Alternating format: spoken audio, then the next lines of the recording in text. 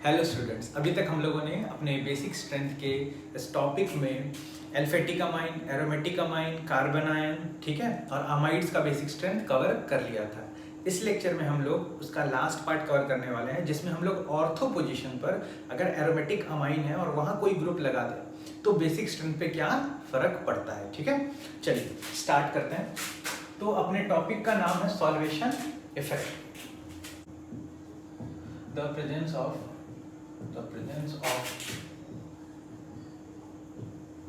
presence of bulky group at ortho position of aromatic amine produce steric crowding. Hence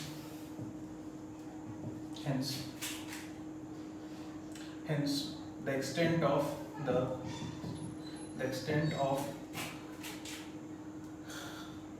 extent of solvation will decrease। ठीक है, तो यहाँ पे ध्यान दीजिएगा। कहने के मैं ये क्या चाह रहा हूँ यहाँ पे कि अगर ऑर्थो पोजीशन पे, ठीक है, ऑर्थो पोजीशन पर आपके पास एरोमेटिक अमाइन है। एरोमेटिक अमाइन में किस सेंस में बोल रहा हूँ, मैं एनिलीन की बात कर रहा हूँ। ठीक है, ये है NH2। अगर मैं इसके ऑर्थो पोजीशन पे कोई भी ग्रुप लगा दूं, ठीक है, कोई भी ग्रुप ऐड कर दूं अगर, तो यहाँ पर इस पोजीशन पे, इस NH2 और इस G ग्रुप में स्टीयरिक क्राउडिंग होती है। ठीक है, भीड़ भाड़ बढ़ जाती है इस पोजीशन पे अगर G पर हम लोग कोई भी ग्रुप ऐड कर दें। होगा क्या कि जब मैं इसका बेसिक स्ट्रेंथ चेक करूंगा तो जनरली हम लोग बेसिक स्ट्रेंथ एक्वस मीडियम में ही लेके चलते हैं अगर कुछ ना बोला हुआ हो तो, और यहाँ पर भी यही होगा। और यहाँ जो NH2 है ये H+ गेन करने के बाद जो हाइड्रोजन बॉन्ड बनाता है, जिसके कारण ये सॉल्वेट होता है, उसके सॉल्वेशन में डिक्रीमेंट आएगा। क्यों डिक्रीमेंट आएगा? क्योंकि यहाँ G ग्रुप लगा है जो कि रिपल्शन देगा। ठीक है, तो मैं वही लिख देता हूँ यहाँ पे, ध्यान से आप लोग लिख लीजिएगा। 10 ऑर्थो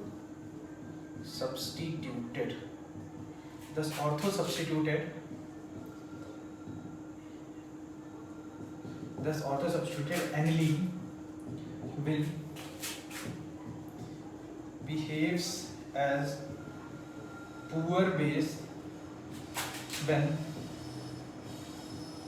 compare with and मत लिखिएगा, एनिलीन भी हम लोग लिंक्स में ऐड करने वाले हैं, with para, Meta and aniline.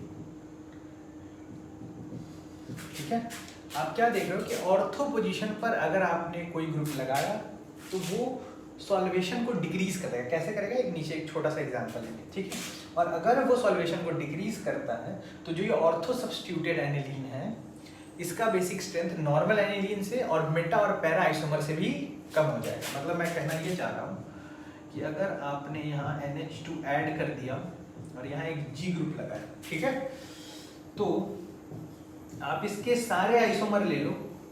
ठीक है, एक बार आप G यहाँ लगा दो, एक बार आप NH2 लेके G यहाँ पर ऐड कर लीजिए,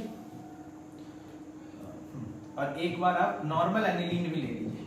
ठीक है, तो जो ये तीनों होंगे, इन तीनों का बेसिक स्ट्रेंथ इस नॉर्मल एनिलीन से ज्यादा ही होगा। सॉरी, इसको ऐसे लिख लीजिएगा, ये हो जाएगा बेसिक स्ट्रेंथ।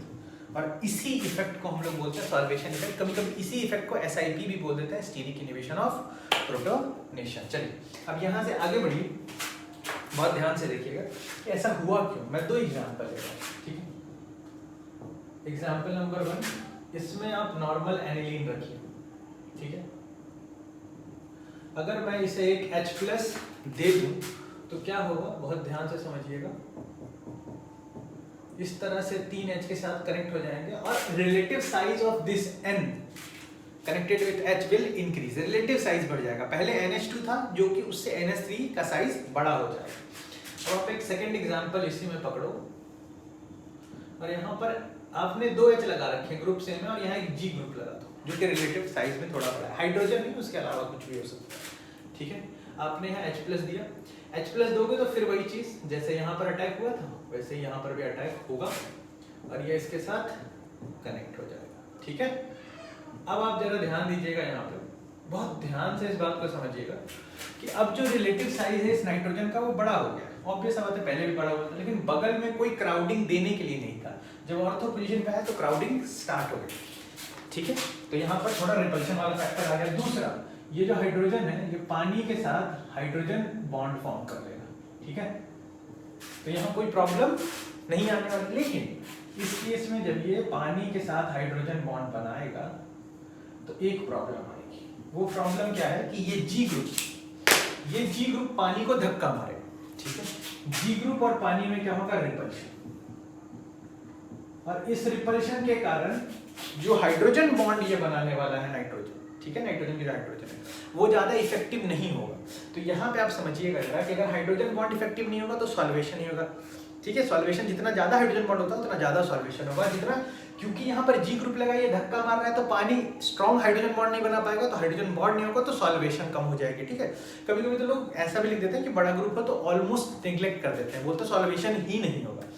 ठीक है, इसी का कभी कभी आप लोग नाम ऐसा भी सुन सकते हैं किसी बुक में, कभी कभी लिखा होता है इसको SIP लिख देते हैं, स्टीरिक इनिबिशन ऑफ प्रोटॉन, कभी कभी इसको SH2H2O भी लिख देते हैं, मतलब steric inhibition due to water के होने के कारण H+ लेने की टेंडेंसी कम हो जाती है। यहाँ पर क्योंकि प्रोटोनेशन कम हो गया तो इसका जो बेसिक स्ट्रेंथ होगा ऑर्थो सब्स्टिट्यूटेड एनिलीन का डिक्रीज कर जाएगा एज कंपेयर टू कि नॉर्मल एनिलीन आपके पास हो, या फिर ऑर्थो और मेटा वाला इसी का, मेटा वाला और पैरा वाला आपका आइसोमर भी होगा, उसका बेसिक स्ट्रेंथ इससे तो ज्यादा ही होगा, जो कि मैंने यहाँ पे आपको दिखाया है। और जब भी ऐसा हो तो आप लॉजिक क्या दोगे, सॉल्वेशन कम हुआ है। ठीक है, या फिर आप SIP बोल दो, SH2H2O बोल दो, SIP भी बोल सकते हैं, स्टीरिक इनिबिशन ऑफ प्रोटोनेशन। आपको जो मन करे वो बोलिए, बात देखिए, होना आंसर एक ही आता है। ठीक है, चलिए यहाँ तक हो गए, इसके बाद आगे बढ़ते हैं।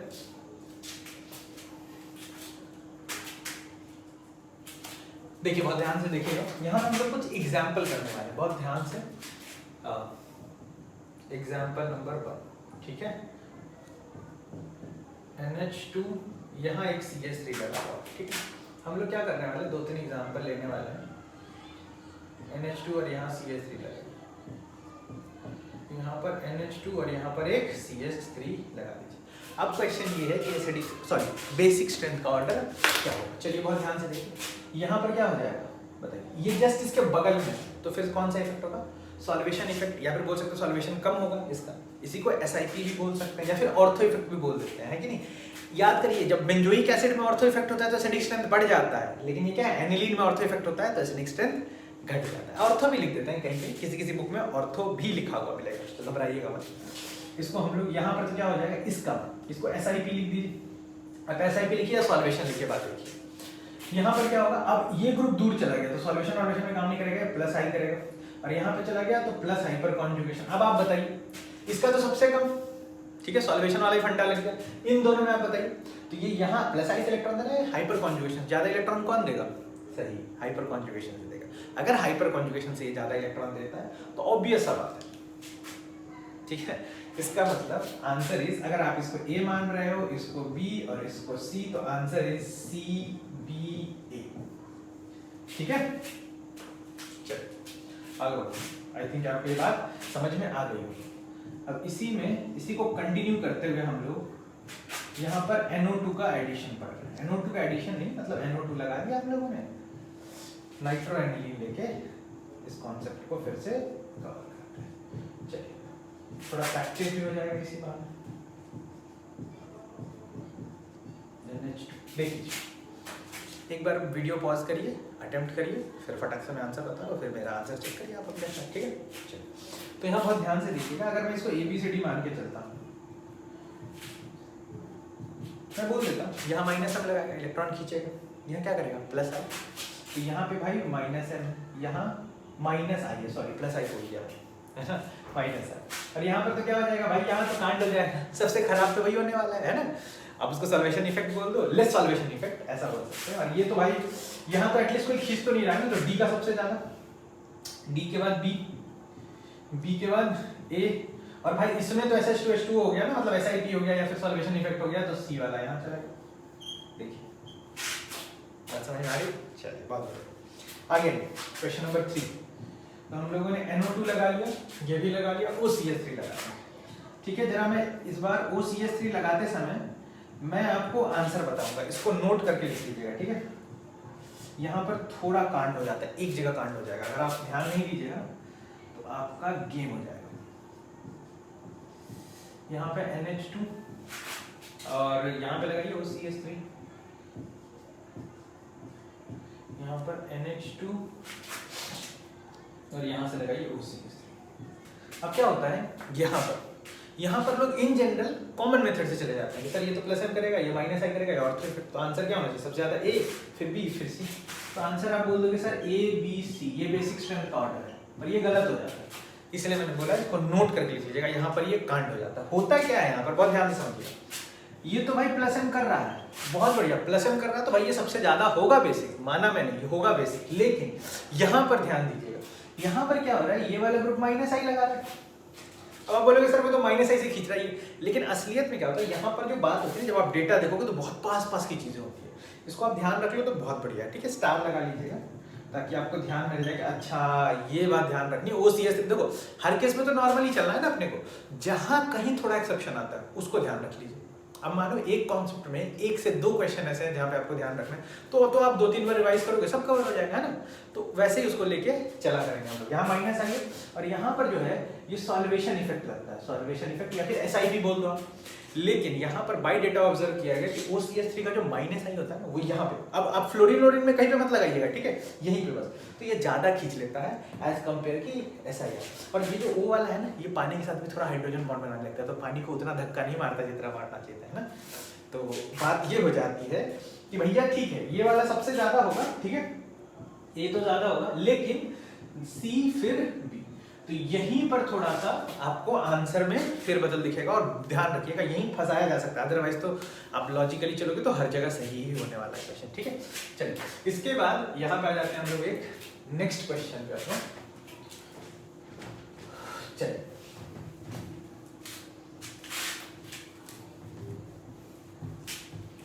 देखिएगा, ध्यान दीजिएगा जरा। अभी हम लोगों ने ये लगा लिया, इसके बाद एक क्वेश्चन नंबर 4, इस पर भी आपको ध्यान देना पड़ेगा। ये क्वेश्चन जो मैं करा रहा हूँ, अगर इस पे आपको ध्यान नहीं है तो प्रॉब्लम में आ जाएंगे आप लोग। ठीक है, बताता हूँ इसका लॉजिक बताता हूँ, ऐसा कुछ बहुत बड़ा लॉजिक नहीं है, बस एक बार आप सुन लोगे तो आपके ध्यान में रह जाएगी चीज। एक बार अपने को पता होना चाहिए, कहीं ना कहीं अगर बहुत सारे क्वेश्चन आप प्रैक्टिस कर लो तो कहीं ना कहीं आपके पास, आप एग्जाम में नहीं बोल सकते क्या पूछा जाएगा, लेकिन आपके पास जो लॉजिक होगा ना वो ज्यादा होगा। आपने ज्यादा पढ़ रखा है, आपके पास ज्यादा लॉजिक है, आपने ज्यादा क्वेश्चन देखे हैं, तो एग्जाम में आप आराम से टैकल कर सकते हो छोटे मोटे क्वेश्चन। छोटे मोटे क्वेश्चन ही आते हैं एग्जाम में, क्योंकि उनको भी पता है 3 मिनट 2 मिनट एक क्वेश्चन में लगना चाहिए, तो ज्यादा टफ तो पूछ नहीं सकते ना। और वैसे भी अपना सिलेबस कॉन्फाइंड है ना, तो आपको पता है कि ये पूछा जाएगा तो पूछा जाएगा, फिर फर्क ही नहीं पड़ता। समझ रहे हो आप? चलिए यहाँ पे A B C D मैं बता देता हूँ आप लोगों को। ये जो यहाँ पे है ना, यहाँ SH2H2 नहीं होता, यहाँ ये कांड हो जाता है। यहाँ पे होता क्या है ना असलियत में, आप देखिएगा अगर कि ये जो NH2 है ना, यहाँ जो ऑर्थो वाला है वो बहुत बढ़िया बेस बन जाता है। रीजन क्या होता है कि जो NH2 है आपके पास और बगल में OH है ना, जैसे ही H+ आया इसके पास, ठीक है, तो H+ आने के बाद ये जो नाइट्रोजन है और ये जो ऑक्सीजन है, ये देखिएगा जरा, हाँ ये जो ऑक्सीजन है और ये H है, तो ये भी हाइड्रोजन बॉन्ड बनाने लगता है इसके साथ। और जो पानी है ना, वो पानी को भी ज्यादा रिपल्शन नहीं देता। भाई पानी को भी क्यों ही रिपल्शन देगा, समझ रहे हो? यहाँ पे वो पानी को भी रिपल्शन, हाइड्रोजन है ना बहुत छोटा सा है, तो यहाँ पर CH3 होता तो रिपल्शन पड़ता, पानी ये नहीं पड़ता। उस पर से ये भी पानी के साथ हाइड्रोजन बॉन्ड बना लेता है मेरे भाई। तो अब आप ही सोचो कि जो ग्रुप धक्का मार रहा था इधर उधर दूसरे ग्रुप, उस OH लगने के बाद वो भैया बोल रहे हैं कि तुम भी H+ ले लो, तुम्हारे साथ भी हाइड्रोजन बॉन्ड बना लेते हैं और पानी के साथ भी हाइड्रोजन बॉन्ड बना लेंगे, तो और बढ़िया सॉल्वेशन, और बढ़िया एक्सटेंट ऑफ सॉल्वेशन। तो सबसे अच्छा बेस कौन हो जाएगा? हाँ बहुत बढ़िया, सबसे अच्छा बेस आपका हो जाएगा A। ठीक है, A के बाद देखिए यहाँ पर OH ये कर रहा है +M, यहाँ पर ये कर रहा है -I, बाकी तो आप समझदार हो। A के बाद C के बाद इन दोनों में ज्यादा कौन होगा? ऑब्वियस बात है D, और D के बाद B का नंबर आ जाएगा। ठीक है, तो ये जरा स्टार मार्क करके नोट कर लीजिएगा ये क्वेश्चन, ताकि आप गलत ना करें एग्जाम में। चलिए तो आगे बढ़ते हैं हम लोग क्वेश्चन पे। OH हो गया। अब कुछ मैं अच्छे क्वेश्चन आप लोगों को, अलग अलग वैरायटी के क्वेश्चन कुछ प्रैक्टिस करा देता हूँ। चलिए NH2, ये आप लोगों ने पहले भी किया होगा, हम लोगों ने ऐसे क्वेश्चन कई बार अटेम्प्ट किए हैं। हम लोग बेसिक में भी कर रहे थे, कार्बोकेटाइन की स्टेबिलिटी में भी कवर कर रहे थे, ठीक है। हर जगह ही हम लोगों ने ऐसे क्वेश्चन कवर किए ताकि आपके दिमाग में जो कॉन्सेप्ट है ना वो रिवाइज होता है और आप गलत ना करो पेपर में जाके। बस अपना तो मेन एम यही है, गलतियां ना हो, जितनी कम हो सके, है ना। क्योंकि अपना फाइनल तो वही है कि अभी गलती कर लो, बाद में मत करना यार, है ना। कभी ना कभी तो करनी है गलती। चलिए यहाँ पर क्या होगा, ये जो NO2 है यहाँ पर SiR इफेक्ट लग जाएगा और ये अपना -M बंद कर देगा और सिर्फ किससे खींचेगा, -I से। क्या बोलते हैं। लेकिन ये जो CN है, क्योंकि ये लीनियर ग्रुप है और आपको पता है कि अगर ये लीनियर ग्रुप है तो SiR इफेक्ट करेगा, इसको अगल बगल से फर्क नहीं पड़ेगा, तो ये -M से खींचेगा। तो बताओ नाइट्रोजन के लोन पेयर को यहाँ पर ये -I से खींच रहा है या -M से खींच रहा है, तो कौन ज्यादा खींचेगा। बहुत बढ़िया, ये ज्यादा खींचेगा B वाला और ये वाला कम। तो A is more basic than B, ठीक है। चलिए आगे बढ़ते हैं, एक और क्वेश्चन पे आते हैं। क्वेश्चन नंबर 6 देखिएगा जरा।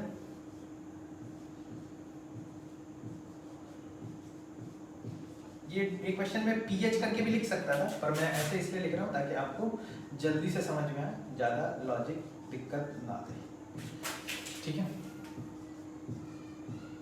NH2, इन तीनों में बेसिक स्ट्रेंथ का ऑर्डर क्या होगा। अब देखो ना, इस लोन पेयर को 3-3 रिंग में जाना है, बेचारा ज्यादा दूर घूमेगा, तो जो परसेंटेज है, परसेंटेज टाइम या फिर जो फाइनल इलेक्ट्रॉन डेंसिटी होगी नाइट्रोजन में सबसे कम। यहाँ पर ये इलेक्ट्रॉन 2-2 रिंग में घूम रहा है और ये इलेक्ट्रॉन 1 रिंग में घूम रहा है, मतलब इलेक्ट्रॉन डेंसिटी सबसे ज्यादा कहाँ होगी, इसके पास, उससे कम इसके पास, सबसे कम इसके पास। इसका मतलब बेसिक स्ट्रेंथ का ऑर्डर क्या हो जाएगा, हाँ शाबाश, इस ऐसे बेसिक स्ट्रेंथ का ऑर्डर हो जाएगा CB देन A।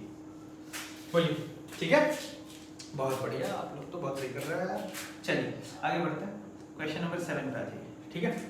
थोड़ा ध्यान दीजिएगा इस बार क्वेश्चन पे, मैं इसको ऐसे लिख लेता हूँ। चलिए यहाँ थोड़ा जगह है अपने पास, हो जाएगा मैनेज, ऐसे कोई दिक्कत वाली बात नहीं है। देखिए नाइट्रोजन के ऊपर 2, फिर यहाँ ऐसा, ठीक है, और एक और है कंपाउंड, ठीक है। बताइए इन दोनों में ज्यादा बेसिक कौन होगा। इसको A मान लीजिए, इसको B। तो यहाँ आप देखोगे तो नाइट्रोजन के ऊपर जो लोन पेयर है ना, ये क्या करेगा, इसका होगा SiR, है ना, और यहाँ पर कुछ नहीं हो पाएगा, तो ये लोन पेयर जाएगा रेजोनेंस में, यही रुका रहेगा। इसका मतलब B is less basic than A। बोलिए यहाँ तक समझ में आ रही है बात मेरी, मैं जो बोलना चाह रहा हूँ। छोटे मोटे सारे क्वेश्चन हम लोग कवर कर ले रहे हैं, कोई ऐसा क्वेश्चन छोड़ेंगे नहीं जो आपको बाद में तकलीफ देने वाला। चलिए यहाँ पे कुछ क्वेश्चन कवर करते हैं। इतने क्वेश्चन करने के बाद आप कहीं से भी कुछ भी कैसा भी क्वेश्चन सॉल्व कर सकते हैं, कोई इशू नहीं आएगा, कहीं पे नहीं आएगा। कहाँ से बच गया था, 7 के बाद 8। देखिए क्वेश्चन नंबर 8 में क्या है, 2 मिथाइल, और यहाँ पर है, ये बहुत ही बढ़िया क्वेश्चन है, ये मैं बोलूंगा अभी तक का सबसे बढ़िया क्वेश्चन होगा, अगर आप समझ जाते हो मेरी बात को तो, ठीक है। और अगर समझ जाओ तो बहुत बढ़िया है,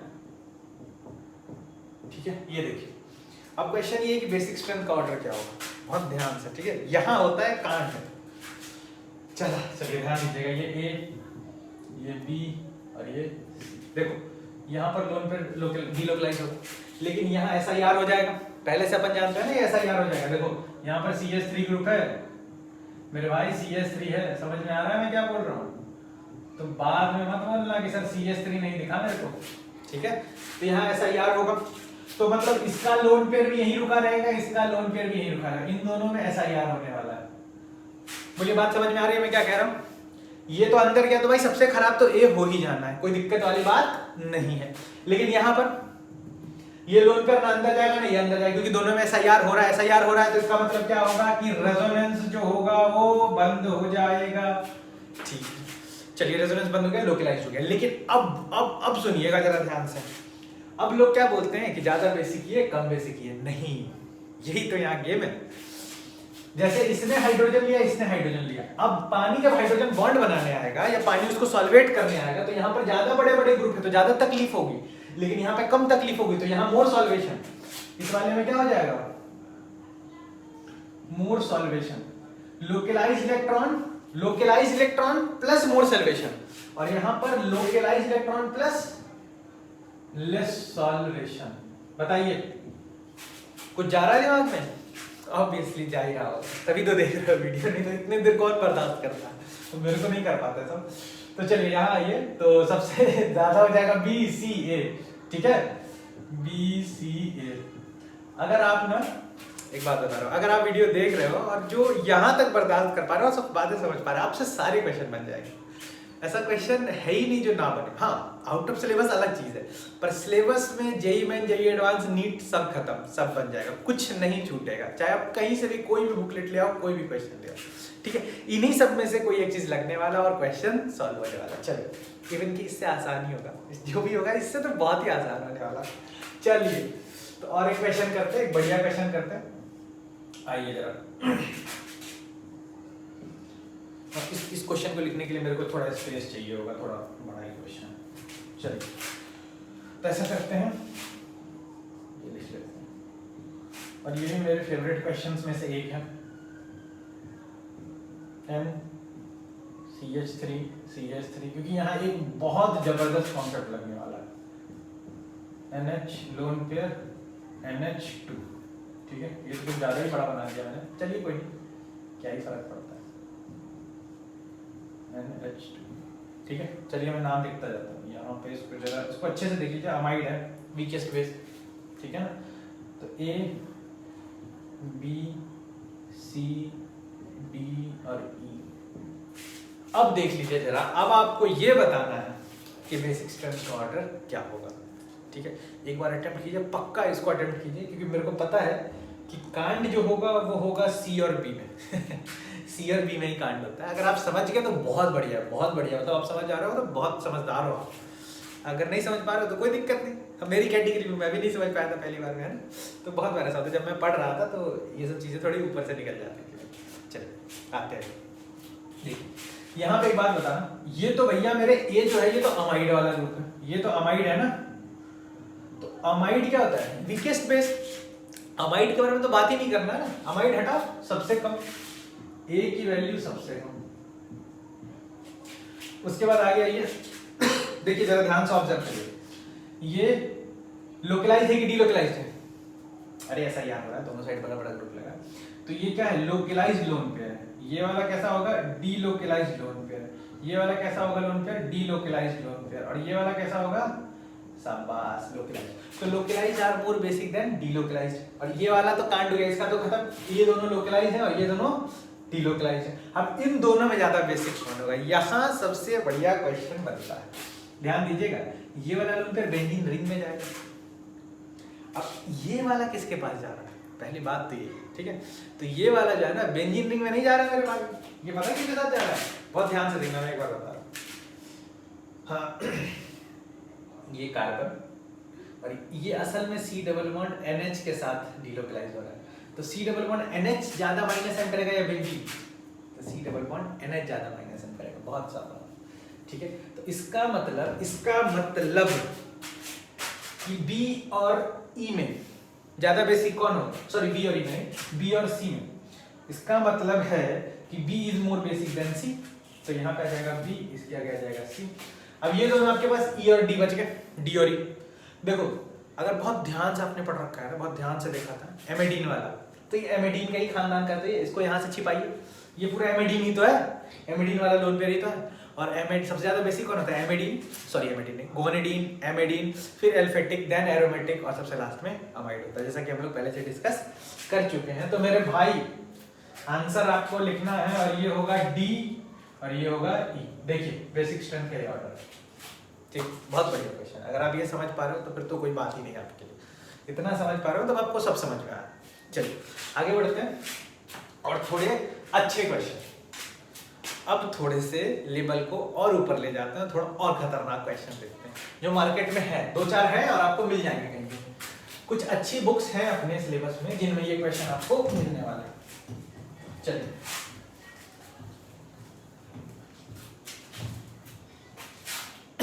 आ जाओ, कहां तक पहुंचे थे हम लोग यार? 9 तक पहुंचे थे ना, 10 पे आइए। चलिए 10 पे ध्यान दीजिए, या फिर 10 पे ध्यान देने से पहले मैं आपको थोड़ा सा एक कॉन्सेप्ट बता देता हूँ, है ना, नहीं तो फिर कांड हो जाएगा। मैं क्वेश्चन लिख दूंगा तो वो तो बनने से रहा बिना कॉन्सेप्ट। तो एक कॉन्सेप्ट होता है, अभी आपने नहीं पढ़ा है कोटेशन कंपाउंड, अगर आप पढ़ चुके हो तो आप किलेशन नाम का एक चीज जानते होंगे कि अगर रिंग फॉर्म हो रही है ना तो उसको बोलते हैं किलेशन, और अगर किलेशन हो रहा है तो कंपाउंड रिलेटिवली ज्यादा स्टेबल हो जाता है। और यहाँ बेसिक स्टेट में भी कभी कभी किलेशन होता है, उसके लिए स्पेसिफिक मॉलिक्यूल है जो मैं बना के आपको दिखा रहा हूँ। देखिएगा जरा यहाँ से एक यही क्वेश्चन में ले लेता हूँ, मैं अपने क्वेश्चन से ही एक क्वेश्चन उठा ले रहा हूँ। चलिए एक पार्ट, यहाँ नाइट्रोजन है, यहाँ ET लगा है, ET मतलब इथाइल, ठीक है, यहाँ भी NET लगा है और यहाँ भी NET लगा है। आप अगर इसको H+ दोगे तो आप बोलोगे सर कि ठीक है ये बेसिक होगा कि नहीं होगा यार, तो मैं बता दूं कि ये 10⁻12 टाइम्स मोर बेसिक होता है 3 डिग्री अमाइन से। अब आप सोचोगे ये तो क्या ही हो गया, देखिए बहुत ध्यान से देखिए, बेसिक होने के पीछे लॉजिक भी है, ऐसा नहीं है बिना लॉजिक के। ये जो H है ना, ये दोनों नाइट्रोजन के बीच में ट्रैप हो जाता है और इससे एक रिंग का फॉर्मेशन होता है। रिंग जब 5 और 6 बनती है तो रिलेटिवली स्टेबल होती है, ठीक है। तो 5 और 6 ही बनाना होता है अपने को जनरली। एक आधा केस में ऑर्गेनिक में कहीं कहीं क्लोरोल बनता है तो 7 बन जाती है, अदरवाइज तो कोई दिक्कत होता नहीं, ठीक है। यहाँ पर ध्यान दीजिएगा, मैं बना दे रहा हूँ एक बार आप लोगों के लिए ET और ये जो नाइट्रोजन होता है ना, यह H+, ये बीच में आके फंस जाता है और दोनों के साथ, और क्योंकि ये बीच में आ जाता है इसीलिए ये वाला जो कंपाउंड होता है ये एल्फेटिक से बहुत बेसिक होता है, बहुत खतरनाक बेसिक कंपाउंड है, ठीक है। तो अब किसी को ये जो प्रोसेस हुआ ना, जो रिंग बन गया यहाँ पर, देखिए कितने का रिंग बना, 1 2 3 तो यहाँ पे हो गया, 4 5 6, इसको वो ये होता है 10⁻12 times more basic than 3 degree amine, ठीक है। तो बहुत ध्यान से समझिएगा इस बात को कि ये कितना 10 टू, आप समझ पा रहे हो 10⁻12 बहुत बड़ा नंबर होता है। इतने पैसे मिल जाए तो फिर काम ही खत्म है, फिर आप करोगे ही क्यों कुछ। 10⁻12 बहुत बड़ा नंबर है ठीक है। तो शायद आप दुनिया के सबसे अमीर आदमी बन जाओ, ठीक है। मेरे को नहीं पता इतना कितना होगा, सॉरी मैंने कैलकुलेट नहीं किया, पर बहुत पैसे होंगे, बहुत ज्यादा ही होगी, दुनिया के सबसे अमीर आदमी। तो ये कहने का मतलब है कि ये वाला जो कंपाउंड वो 3 डिग्री अमाइन, 3 डिग्री अमाइन आप बोलोगे तो किसको बोलोगे, तो आप बोलोगे कि भाई सर ये जो R है ना 3 R लगा दो, ये हो गया 3 डिग्री अमाइन। और इससे सोचो 10⁻12 टाइम्स ज्यादा स्ट्रॉन्ग है, बहुत बढ़िया, बहुत ज्यादा बेसिक हो गया है ना कंपाउंड। चलिए इसी कॉन्सेप्ट को आते हैं और एक क्वेश्चन के साथ रिपीट करते हैं। क्वेश्चन नंबर 9 के बाद क्वेश्चन नंबर 10 पे। क्वेश्चन नंबर 10 में ये क्वेश्चन है, आइए जरा इसको जरा दिल लगा के सॉल्व करिएगा आप लोग, बढ़िया क्वेश्चन है। सॉरी ठीक है, देखिए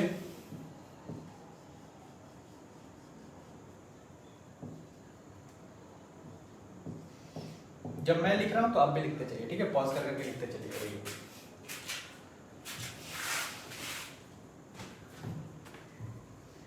थर्ड कंपाउंड है अपना,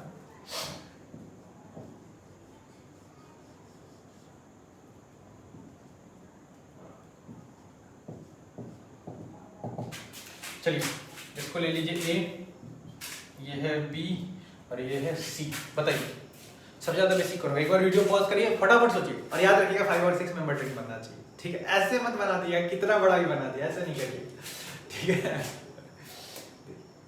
पॉज किया, करूँ मैं सॉल्व, अरे कर लो यार एक बार सॉल्व, है ना, क्या ही फर्क पड़ जाता है, कौन देख रहा है गलत हो रहा है सही हो रहा है। चलिए मैं करता हूँ, ठीक है।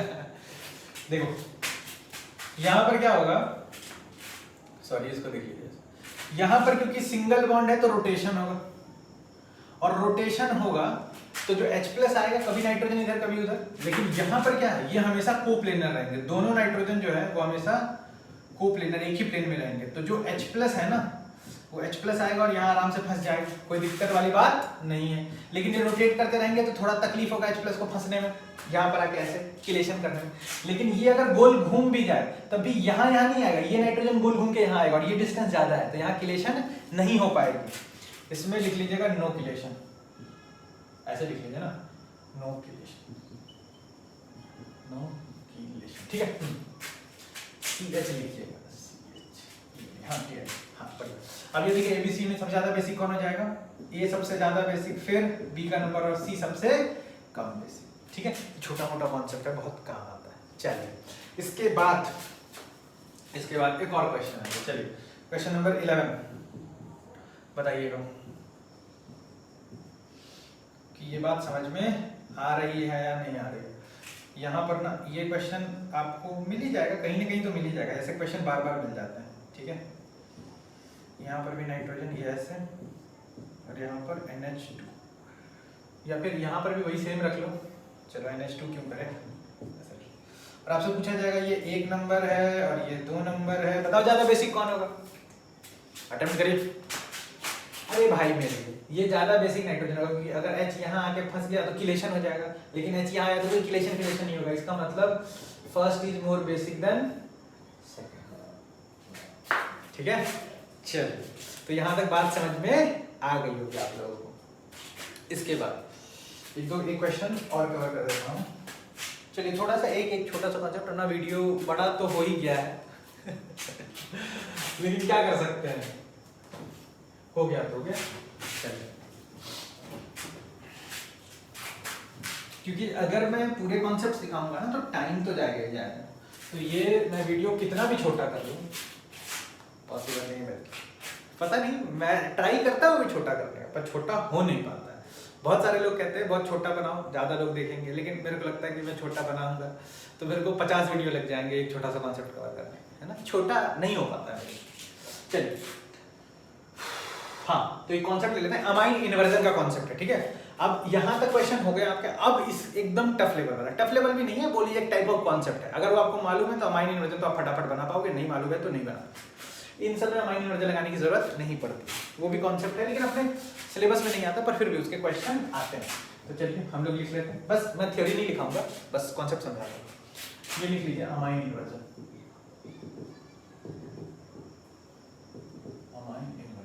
ठीक है।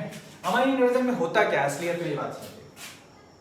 मैं एक एग्जांपल ले लेता हूँ, आपके पास NH3 है, NH3 कैसा होता है, टेट्राहेड्रल होगा, sp3 हाइब्रिडाइज्ड, ठीक है, ये नॉर्मली सबको ही मालूम है, आप लोगों में सब जानते हैं। लेकिन देखिएगा, बात मेरी सुनिएगा, मैं क्या कह रहा हूँ, ये ना ऊपर की तरफ जाता है, ये भी ऊपर की तरफ जाता है और ये भी ऊपर की तरफ, मतलब तीनों ऐसे ऐसे मैं मार्क कर सकता हूँ, एक सेकंड देखिए, तीनों ऐसे, ठीक है, ऐसे ऐसे ऐसे आप देख पा रहे होंगे, ऐसे, और ऊपर ऐसे लोन पेयर। ये क्या होता है, धीरे धीरे ये बॉन्ड ऊपर की तरफ उठता है और लोन पेयर यहाँ जो है ना वो धीरे धीरे नीचे की तरफ आ जाता है। तो फाइनली क्या होता है यहाँ पर, ध्यान दीजिएगा कि इसके बाद एक ट्रांजिशन स्टेट बनता है, उसमें नाइट्रोजन की जो बॉन्ड है वो यहाँ आधा लोन पेयर ऊपर होता है और आधा लोन पेयर नीचे, और ये हाइब्रिडाइजेशन यहाँ पर sp2 आ जाता है। ध्यान रखिएगा, ये एक ट्रांजिशन स्टेट है। ट्रांजिशन स्टेट क्या होता है, रिएक्शन के बीच में कुछ एक अनस्टेबल फॉर्म क्रिएट होती है इंटरमीडिएट के अलावा, जिसमें बॉन्ड टूट रहा या बन रहा होता है, या फिर एक ट्रांजिशन स्टेट, एक फेज जो सबसे हाईली अनस्टेबल स्टेट है, यहाँ पे एनर्जी सबसे ज्यादा होती है ट्रांजिशन स्टेट। या फिर आप ऐसे बोलिए ना, सिंपल लिखिए, अभी तो आप लोग देख रहे हैं सीधा, ये इधर भी जा सकता है, इधर भी जा सकता है, और फाइनली क्या होता है, ये जो है नाइट्रोजन, इसके तीनों हाइड्रोजन चले जाते हैं ऊपर और लोन पेयर आ जाता है नीचे। मतलब ऐसे जैसे छाता नहीं होता है, बारिश के मौसम में आप छाता लेके घूम रहे हो और हवा चला, छाता उल्टा हो गया, है ना, वैसा ही सीन है। ये ऐसा है और नीचे से इतनी जोर से हवा चला कि इलेक्ट्रॉन नीचे और ये ऐसे ऊपर, ठीक है। तो इसको बोलते हैं अमाइन इन्वर्जन। लेकिन फिर आप बोलोगे सर ऐसे कैसे, ऐसे थोड़ी चल जाएगा। अच्छा, यहाँ हाइब्रिडाइजेशन फिर से sp3 हो गई, इसको मान लीजिए A, इसको मानिए B और इसको मान लीजिए C। अब मैं स्ट्रक्चर बनाने वाला हूँ पोटेंशियल एनर्जी वर्सेस इन्वर्जन का ग्राफ, ठीक है। देखिए यहाँ पे क्या बना रहा हूँ मैं, पोटेंशियल एनर्जी, और यहाँ पर इन्वर्जन दिखा रहा हूँ, ठीक है। तो होता क्या है, ग्राफ ऐसे हो।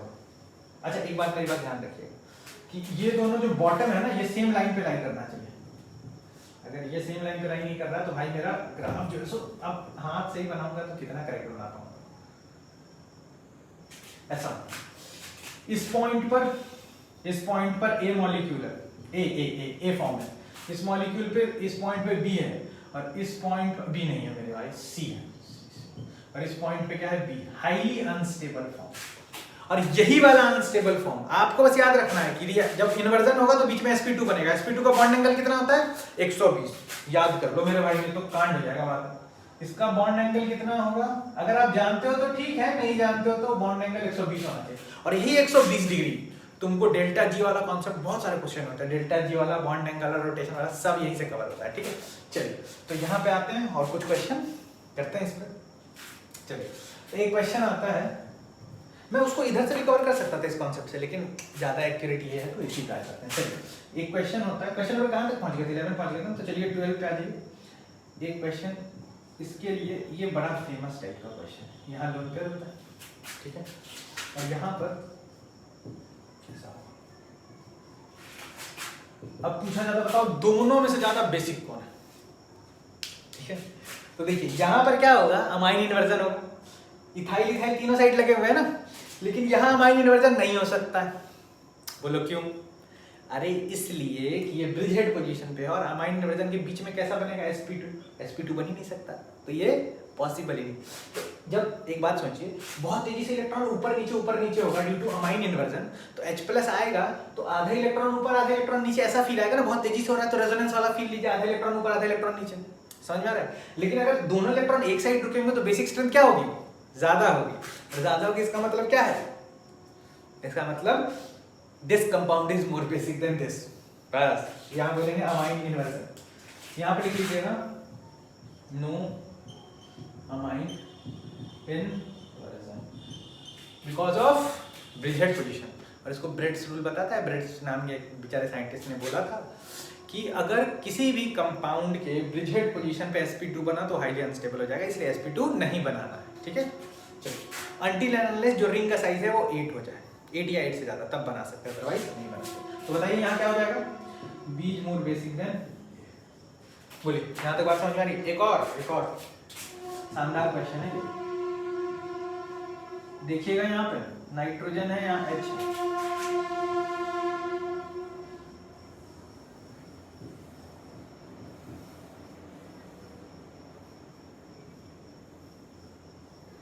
ये देखो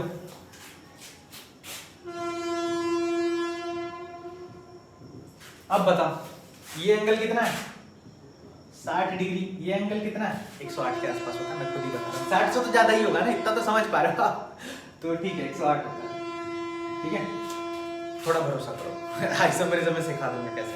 चलिए अब एक बात बताओ, इन्वर्जन होगा, इसमें भी इन्वर्जन होगा, इसमें भी इन्वर्जन होगा, लेकिन मेरे भाई इन्वर्जन जब होगा तो ऊपर का इलेक्ट्रॉन नीचे आएगा, नीचे आने के बीच में एंगल कितना बनना चाहिए, बीच वाला फेज जो सबसे ज्यादा अनस्टेबल है वो क्या होता है, 120 डिग्री, तो ये 60 है और इसको 120 बनना पड़ेगा, बहुत तकलीफ होना ही नहीं चाहेगा, कर लेगा एक दो बार फ्लिप, लेकिन बहुत तकलीफ। लेकिन 108 डिग्री वाले को थोड़ा फैलेगा तो 120 हो जाएगा, तो इसके लिए इन्वर्जन करना आसान है, इसके लिए इन्वर्जन करना मुश्किल है। तो इन्वर्जन से बेसिक स्ट्रेंथ डिक्रीज हो जाता है, क्योंकि इन्वर्जन होगा तो आधा इलेक्ट्रॉन ऊपर आधा नीचे, ऊपर नीचे इलेक्ट्रॉन कर रहा है, तो H+ आएगा तो आधा इलेक्ट्रॉन मिलेगा ना उसको। लेकिन ये वाला क्या, इन्वर्जन करने में तकलीफ होगी, तो इन्वर्जन क्या करेगा, कम, इन्वर्जन कम करेगा, इसका मतलब क्या होगा, बेसिक स्ट्रेंथ ज्यादा। बहुत बढ़िया, बेसिक स्ट्रेंथ ज्यादा मतलब A is more basic than B। बोलो यहाँ तक बात समझ में आ रही है? ये सब क्वेश्चन अगर आ जाते हैं तो समझ लो कि बस सामने वाला वो कर देता है, हथियार डाल देता है कि नहीं होगा, लेकिन आप ध्यान से सुन लेंगे तो आप कर पाएंगे क्वेश्चन। चलिए एक और छोटा सा क्वेश्चन था मेरे पास, इसी पे था शायद, मैं भूल गया हूँ। चल हाँ ये आ जाओ ना, एक छोटा सा क्वेश्चन इसी पे लिख लो, यहाँ फंसा देते हैं लोगों को। 13th हो गया ना, 14th पे आ जाओ, यहाँ पे 14th में देखो, ये वाला क्वेश्चन एक बड़ा फेमस क्वेश्चन है, यहाँ पे खूब फंसाते हैं लोगों को, और लोगों को ये नहीं समझ में आता क्या करना है मेरे भाई। यहाँ भी नाइट्रोजन लगा था, ठीक है, तो देखो इन्वर्जन और कुछ नहीं होने वाला है, यहाँ पे दोनों फंसा हुआ है। अब आप बोलोगे सर यहाँ 2 नाइट्रोजन ज्यादा बेसिक है, 1 नाइट्रोजन, नहीं वैसे मत लगाइए, वैसे हवा वाला काम नहीं करना। देखो होगा क्या, सबसे बढ़िया बात क्या है इसका, ये लोन पेयर बेचारा इधर, ये लोन पेयर इधर, अब देखो इसके पीछे से कोई इसको खींच नहीं रहा है, ये आराम से इलेक्ट्रॉन दे सकता है, ये भी आराम से दे सकता है। अब ऐसा मत बोलिएगा 2 है, आता है कि H+, एक H+ लगा के चेक करना, लेकिन ये जो पीछे वाला नाइट्रोजन है ये -I लगाएगा नहीं लगाएगा, -I लगाएगा, इसका मतलब क्या होगा कि बेसिक स्ट्रेंथ को डिक्रीज कर देगा। मतलब भैया मेरे, अगर मैं इसको A बोलूं इसको B बोलूं तो आंसर क्या हो जाएगा, A is more basic than. बोलिए बात समझ में आ रही है? तो ये क्वेश्चन छोटा मोटा आपसे पूछा जा सकता है। चलिए तो आज मैंने ऑलमोस्ट सारा कॉन्सेप्ट कवर कर लिया, और अगर आप यहाँ तक वीडियो देख रहे हैं तो बहुत बढ़िया, आपको बेसिक सेंस समझ में आ चुका है, हम लोगों ने सारे कॉन्सेप्ट कवर कर लिए। चलिए अब मैं बंद करता हूँ, बाय बाय।